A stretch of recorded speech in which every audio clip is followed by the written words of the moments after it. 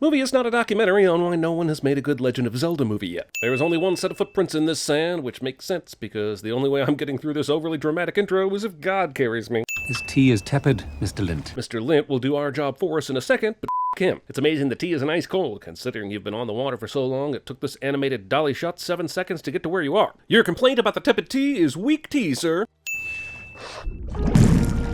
Yeah, this is a cartoon, alright, but you're asking me to buy that a horn would make any noticeable sound underwater? I'll wait for the comments down below that will insist I'm wrong before I finally decide to ignore those people and go on believing this anyway.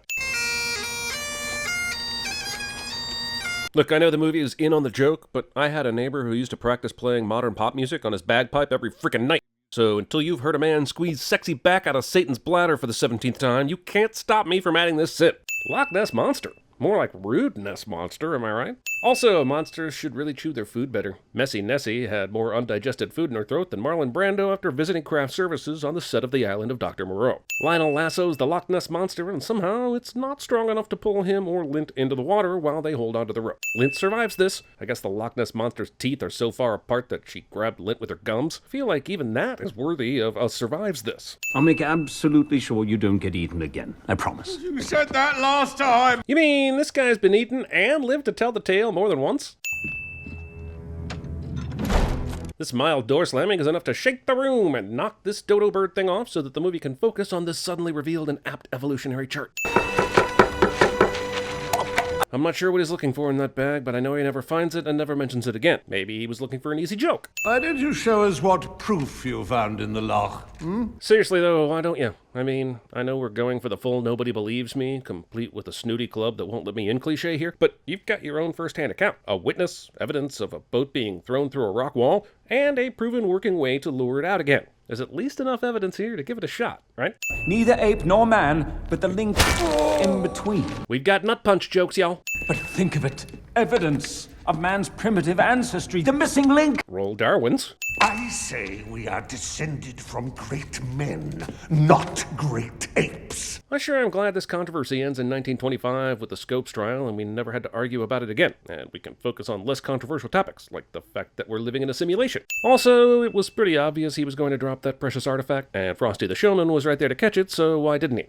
You do not belong here, and you will fail. Let me guess, by the end of this movie, Lionel will have a massive character change from an asshole to a human being. And he's going to say, "You were right about one thing, Lord Piggott Dunsby. I don't belong here," before walking out in triumph. You'll never be one of us. Quite right.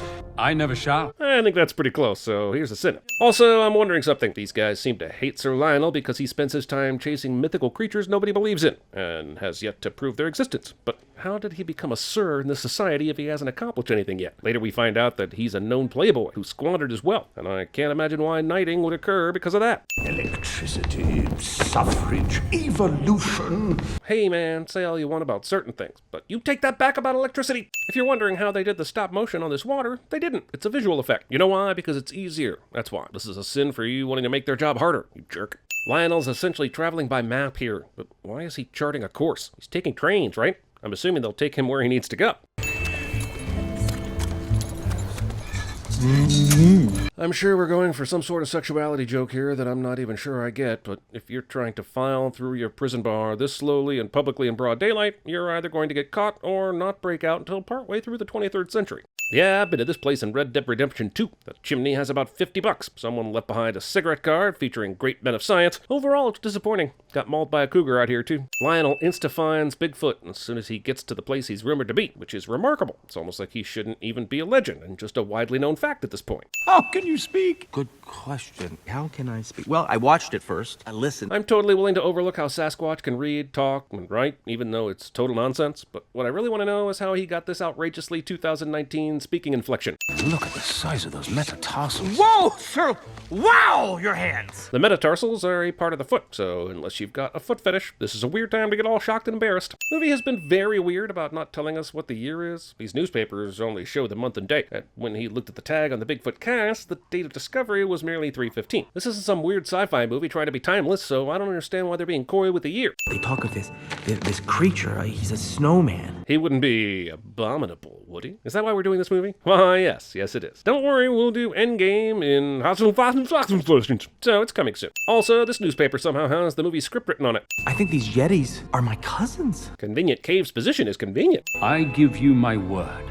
Okay, what is it? Oh, come on, movie. This Sasquatch has a full vocabulary and library of books. You can't just make us think he would misunderstand a common figure of speech like he's Yakov Smirnoff. Despite this town's hoppin' saloon, there is conveniently nobody out and about who can see Link before Lionel throws a blanket over him. I see Leica Studios isn't afraid to plumb the depths of humor to crack us up, cheeky bastards. This blanket somehow works as a disguise because once you put one over a Bigfoot, people start missing all the visible non-human parts. Drinks were strong back then. Lionel Frost. So this guy was hired to kill Lionel, and he just happens to be in the saloon at the same time? Gotta hand it to this movie. It's trying to be as short as possible, so everything's super convenient. There's one that has eluded you for 30 years or more. If this stank guy has been looking for Sasquatch for 30 years and has somehow been missing him when he's clearly the easiest rare creature to find in the world, then how does he have a world-renowned reputation for finding said creatures?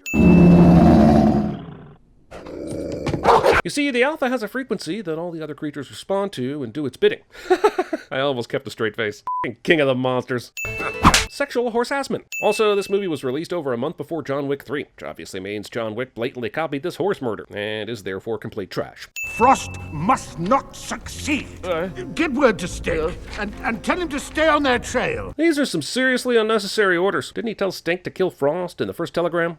So how did Mr. Fortnite die exactly? Probably trying to teach the Yetis how to do the orange justice. Just guessing. Oh, stop fidgeting, Mr. Link. You mustn't draw attention to yourself. I was fine going along with this ruse, because, you know, cartoons got a tune and all, but if the movie itself keeps pretending like it's making a good faith effort at him actually getting away with this, I have to call bull.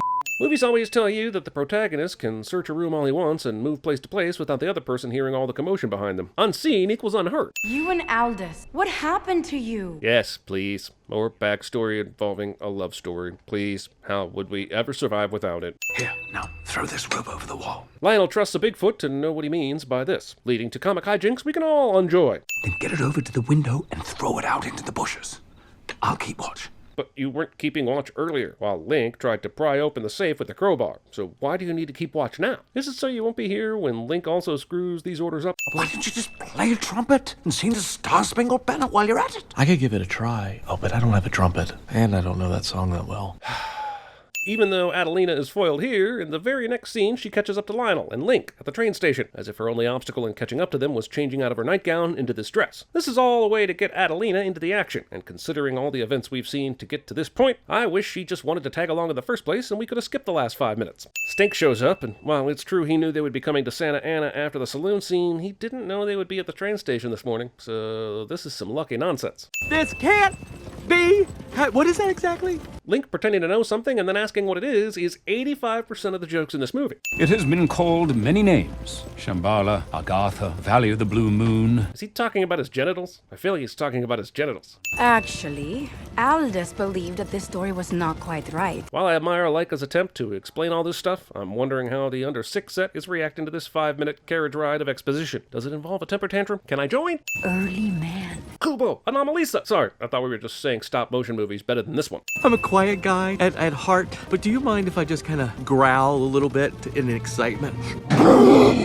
There's nothing worse than someone who asks permission to do something and then does it immediately without waiting for an answer. Linda. I really didn't think it was possible. And yet, here you are in front of my face. Blah blah, the real missing link was in our hearts all along, moving along, movie. The only thing that's keeping me from being bored out of my skull are these incredible visuals. Artistically, it's obvious that Leica gives a and for that I shall trade you back a sim. Oh, now, steady on. You do not seem so steady yourself. She's been furious with him this entire movie, but the second she feels that bicep, she softens completely. So the lesson I'm seeing is, if someone is mad at you, accidentally fall into them and they will immediately be into you. That sound right? Sure, by the end of this movie, she's going to reject his advances and go on to new adventures, but for now, for this scene, she's putty in his hands. Also, it's really weird that Link feels like a side character in his own movie. Once he stated his goal to find and live with other Yetis, the movie has tried to get by on comedy bits where Link doesn't understand basic things, and focusing more on Lionel's journey than his. Perhaps the name of someone in your life who touched you. Here. A nipple? Mr. Link would be excellent at CinemaSins.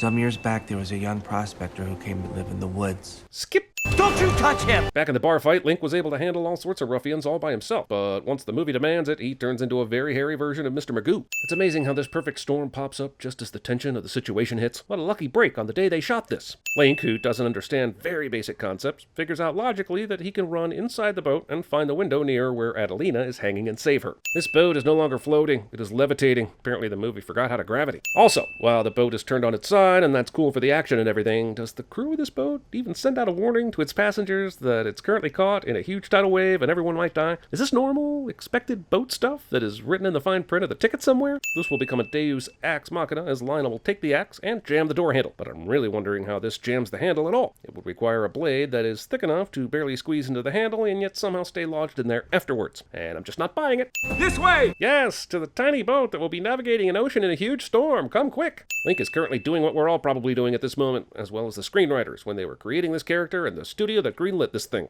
This kiss is interrupted, I'm sure, because of the impossibility of their faces fitting geometrically to do so. The animators were like, let's just have him get hit by a tree branch because all the computers, including Deep Thought, broke down while trying to make the kiss possible. So what's going on? Are we nearly there yet? Two questions I've been asking for the last half hour somehow make it into the script. There's no way Deadwood here didn't see the statue when he was climbing up here. You see Gamu? She's my grandmother. Oh wow, and you speak English too? That's f***ing incredible! I must warn you, she does not like visitors. She's old and rude and prefers solitude. So I figured, her. I'll bring some total strangers up to her house, because people who prefer solitude don't deserve respect for their wishes. Never ever mention the chicken. Of course not. We understand. No chicken, got it, zip. This overly obvious setup to an obvious upcoming joke is obviously a waste of our time. What's with the chicken? And yes, this joke happens. And no, nothing happens because he mentions the chicken. So the stakes for that joke were utterly meaningless. Now the movie goes for the tried and true CPR joke. I guess this movie is sort of like a starter film for kids. But even kids would be like, something's kind of stale about this movie, Mom. Let's go watch Hellboy instead. But then walking into that movie would make them realize that everyone is living in an M.C. Escher painting. We're screwed. So screwed.